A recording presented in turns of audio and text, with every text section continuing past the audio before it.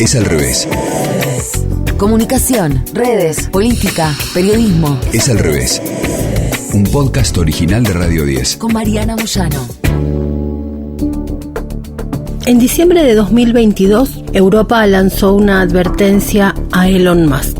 Twitter, dijeron, no puede ni debe convertirse en una plataforma de propaganda rusa.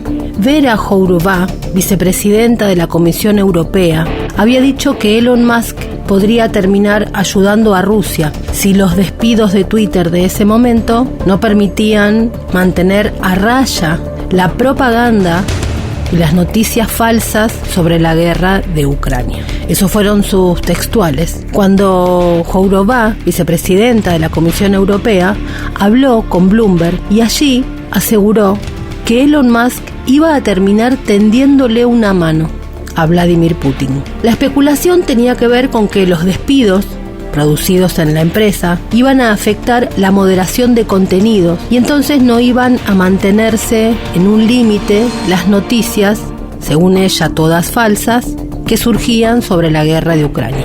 Al no actuar eliminando las piezas de propaganda y la desinformación, entonces estás apoyando activamente la guerra, aseguró la funcionaria. Y había dicho también que esa podía ser una jugada peligrosa para el mismísimo Elon Musk, ya que, según la funcionaria explicaba, es alguien que quiere ser visto como ayudando a Ucrania. El tema era así: desde que empezó el conflicto bélico entre Rusia y Ucrania, Musk, CEO de Tesla y de SpaceX, se había visto activamente involucrado en este conflicto. En un principio, Musk había mostrado solidaridad con Ucrania, más que nada en un gesto muy notable para el mundo, que había sido el envío de las terminales de Starlink para proveerles internet de modo satelital. Eso lo había llevado a un enfrentamiento público con varias de las figuras del gobierno de Rusia, a punto tal que había llegado a retar a Putin a un duelo. Después, meses después, Elon Musk quedó en el ojo de la tormenta, porque, fiel a su estilo, llegó a publicar una propuesta de paz.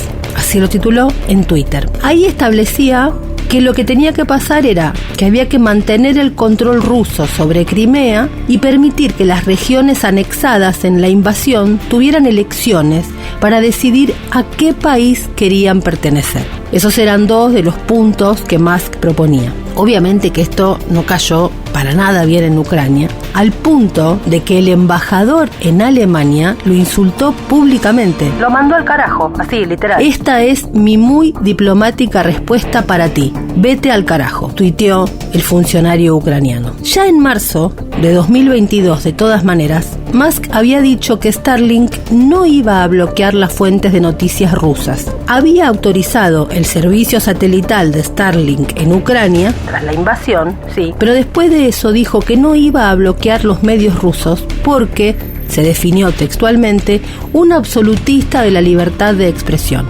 Musk había dicho el sábado 5 de marzo de 2022 que el servicio de banda ancha satelital Starlink que brinda su compañía en territorio ucraniano no iba a bloquear los medios de comunicación rusos a menos que sea a punta de pistola. Algunos gobiernos, no Ucrania, ¿no? Algunos otros gobiernos, le habían dicho a Starlink que bloqueara las fuentes de noticias rusas.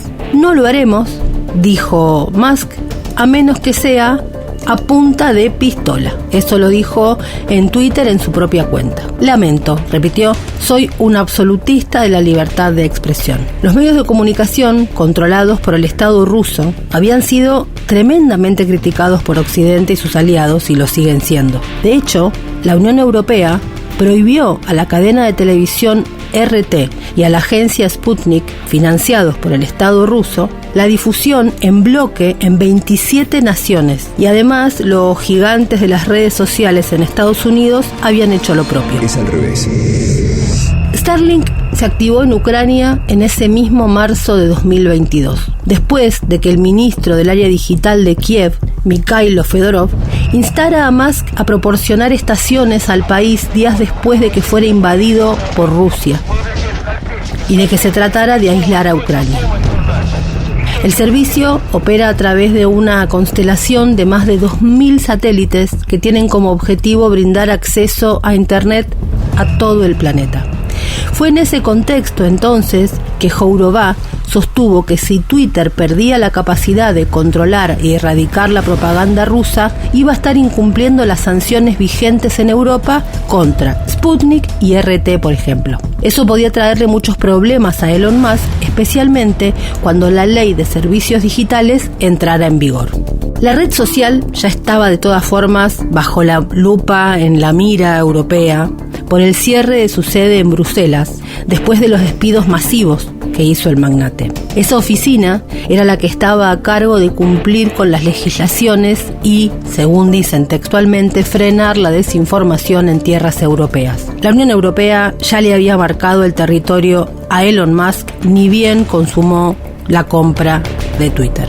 En Europa, el pájaro volará bajo nuestras reglas, había advertido Thierry Breton, que es el comisario europeo de Mercado Interior y Servicios, al empresario Musk. Y para marcar que Europa iba en serio, Jourová aseguró que Elon Musk no debería subestimar las potenciales sanciones que podía recibir. Siento que no hay suficiente comprensión por parte del señor Musk y las personas a su alrededor de que Europa está avanzada. Después de muchos años de analizar a fondo cómo abordar la esfera digital, decidimos regular y nos lo tomamos en serio, dijo. El reglamento debe ser respetado por todos los que quieran hacer negocios en el territorio de la Unión Europea. Estas fueron las palabras de Jourová para, digámoslo rápidamente, apretar a Musk. Ahí seguimos. Nadie va a animarse a dar de baja Twitter en el mundo occidental. Esto no parece una posibilidad. Es la red más poderosa de la política, aunque haya otras que sean más poderosas en términos de cantidad de usuarios, de ganancias o de evaluación. Es decir, el tema está instalado y viene de lejos. Viene de lejos el poder de Twitter y la prohibición desde que prohibieron a Trump, cuando el problema grave, que fue la prohibición de Trump, empezó y dejó en evidencia lo que planteamos en su momento. El progresismo general celebró la prohibición a Trump, porque Trump, sabemos, es el feo, sucio y malo. Pero, o a propósito, o quizás sin pensarlo bien, le dieron el poder de árbitro de la palabra a los más poderosos y monopólicos del mundo. Quizá muchos inocentes por no conocer y seguir pensando la cuestión en base a los medios o no terminar de entender el territorio digital, no importa. Lo cierto es que se celebró que fueran los árbitros de quién habla y quién no, los más poderosos del planeta. Siempre hay que mirar y no perder de vista quién se opone a lo que hace Musk. La bandera a los abanderados de la oposición a Musk suelen ser los demócratas, cuyos voceros principales son, por supuesto, la CNN. Detestan a Musk. Uno busca rápidamente y aparecen títulos como "Las payasadas de fin de semana de Elon Musk solo podrían desmoronar aún más el valor de marca de Twitter". Bajo el mandato de Elon Musk, dice la CNN, Twitter se ha enemistado con varias de las principales organizaciones de noticias al etiquetarlas como medios financiados por el Estado. Parece haber suavizado las restricciones a las cuentas del gobierno ruso y ha hecho bromas groseras en la fachada de su sede y en el propio nombre de Musk para mostrar en Twitter. Es al revés. A finales de la semana pasada, escribe en una nota a CNN, Twitter se enfrentó a una reacción violenta por etiquetar a NPR como una organización de medios de comunicación afiliados al Estado, similar a medios de propaganda extranjeros como RT y Sputnik de Rusia, en una aparente violación de sus propias políticas. El director ejecutivo de NPR, dice CNN, John Lansing, calificó la medida de Twitter de inaceptable y dijo que la organización cuenta con el apoyo de millones de oyentes.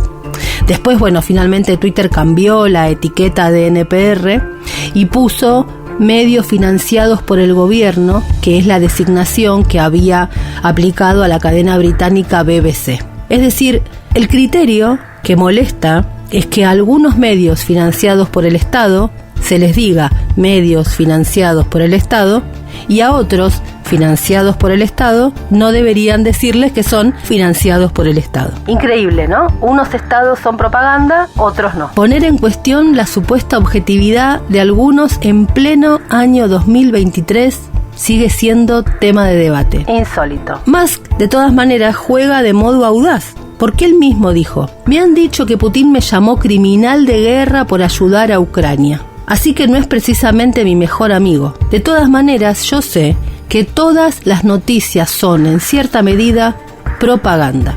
Dejemos que la gente decida por sí misma. El meollo de la cuestión. Seguramente Musk es el peor de todos, pero es nuestro peor de todos, el de todos los que estamos en Twitter, o sea, de todos. Estemos ahí con cuenta o sin ella. Finalmente, en abril de este año, Putin parece que vuelve a Twitter. Elon Musk liberó las cuentas rusas del bloqueo impuesto hace un año. Un año después, y con la guerra entre Ucrania y Rusia aún latente, Twitter liberó las cuentas relacionadas con el Kremlin. Entre los múltiples cambios que se están viviendo estas últimas semanas en la red social, perfiles como el del presidente ruso, Vladimir Putin, y otros cargos importantes de su gobierno están recuperando la presencia en la plataforma. Así aparecieron en los muros de muchos usuarios de todo el mundo. The Telegraph informó que cuentas antes limitadas, como por ejemplo la del propio Vladimir Putin o la del Ministerio de Relaciones Exteriores de Rusia y su embajada en el Reino Unido, volvieron a circular por la red social con libertad. Según explicó The Telegraph, el algoritmo de la red social recomienda estos perfiles en puestos superiores de algunas búsquedas o las muestra en una parte de perfiles recomendados. Así que parece que las tensiones entre el gobierno ruso y Twitter están terminando o al menos aflojando. Ahora, y sin ningún tipo de aviso, el algoritmo de Twitter empezó a recomendar nuevamente mensajes publicados por estas cuentas. Musk, además, permitió la vuelta de otros perfiles bloqueados, como el mismísimo Donald Trump. Todavía no dijo si va a volver a Twitter, mantiene que no, y además él tiene un convenio casi exclusivo con su propia red social, Truth. La cuenta de la Embajada del Reino Unido ha sido condenada hace poco por afirmar que los soldados ucranianos merecen la muerte en la horca. Esto sigue en discusión. Mientras tanto, Twitter eliminó las restricciones aplicadas a otros perfiles de medios estatales rusos y chinos también. Por ejemplo, Global Times o la mismísima RT.com.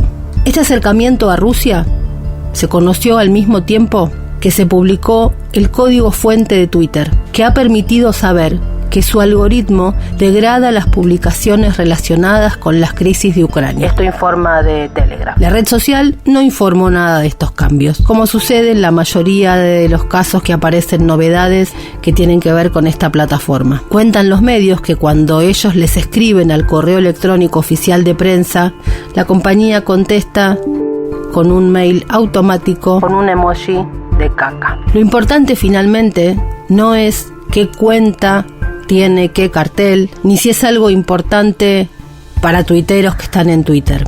Se trata de ir un poquito más allá de la anécdota y pensar en el enfrentamiento de paradigmas, porque cuando Musk dice que no solo los rusos son medios de propaganda, tiene un gran punto. Todos lo son. Un ex ejecutivo de Twitter, al que cita de Telegraph, cree que el cambio ha sido deliberado porque sostiene sería extremadamente improbable que este cambio hubiera ocurrido accidentalmente o sin el conocimiento y el consentimiento del personal de la empresa. Esto puede deberse, aseguran todos, a la llegada de Elon Musk a Twitter, que ha ofrecido, como sabemos, actuar hasta de mediador en la guerra. Así que Elon Musk puede ser todo lo que dicen y seguramente lo sea, pero su solo accionar alumbra un aspecto que en 2023 sigue siendo todo un tema cuando se pone sobre la mesa. Escuchaste Es al revés. Un podcast original de Radio 10. Conducido por Mariana Moyano. Si te gustó, Seguimos con la opción seguir. coordinación y producción de contenidos, Sebastián Pedrón. Marcelo Figueroa, Fernando Candellas. Martín Castillo. Edición Jorge de Tesanos. Nos escuchamos en el próximo episodio.